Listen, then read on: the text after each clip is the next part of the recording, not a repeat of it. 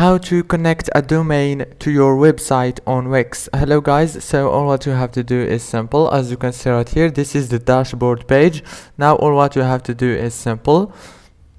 Go right here, you will find connect a domain option. Click on it and it will take you directly to this page. Now you can connect a domain that you already own. Click here, or you can buy a new domain name right here. Click on buy. And now choose the domain name that you want. For example, howtomedia.com.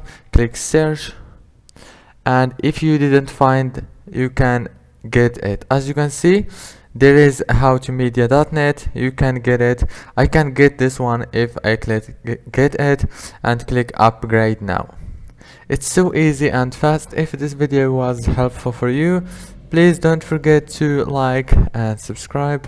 Thank you for watching until the end. See you later.